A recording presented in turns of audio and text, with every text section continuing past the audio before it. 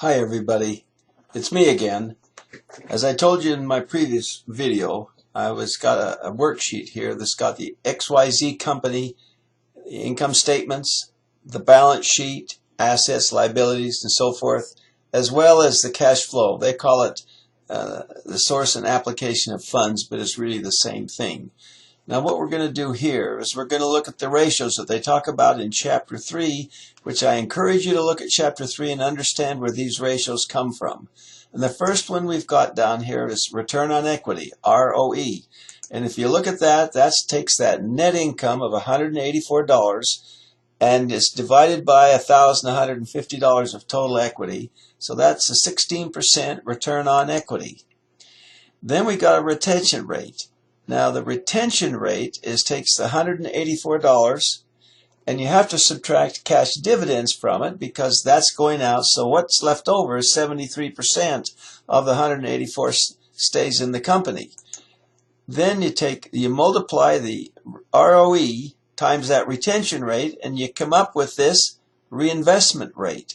And that's a big number. So that's just the 11.7 is just simply the product of 16% times 73%. Operating profit.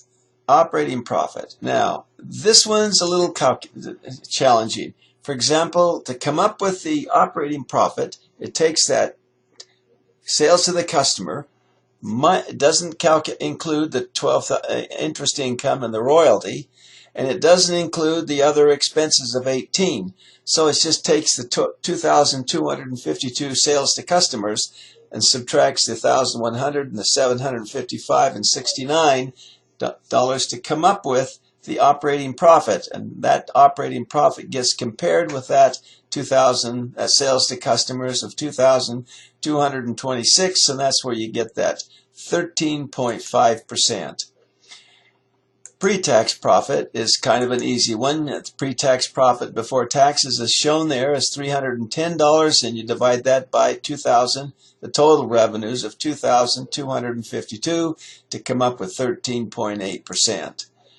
Net profit margin, that's also an easy one. They take that net earnings figure of 184 and divide it by $2,252 of total revenues, and it's 8.2%. That's pretty normal.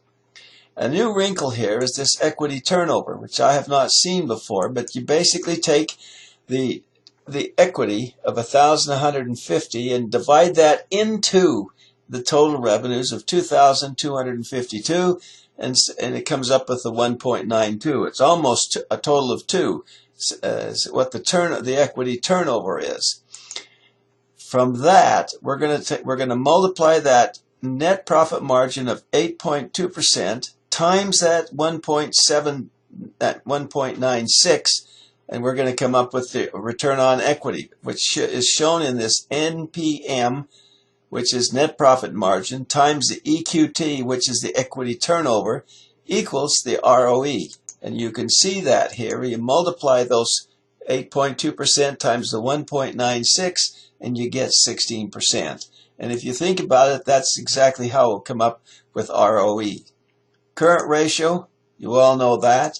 That's current assets divided by current liabilities. And they've got a 2.99, which is really, really good. Capital structure. What they do here is they take this long-term debt and they add it to the total equity of 1,150.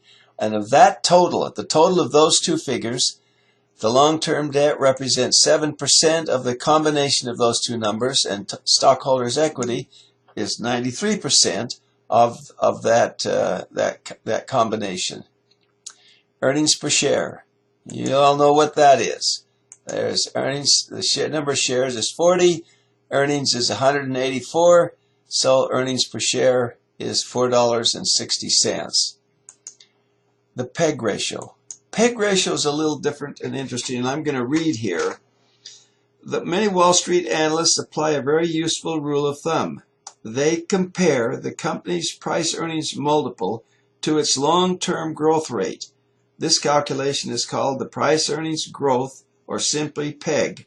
Thus, a stock that sells at a PE ratio of 18 with an earnings per share growth rate of 15 has a PEG rate of 1.2.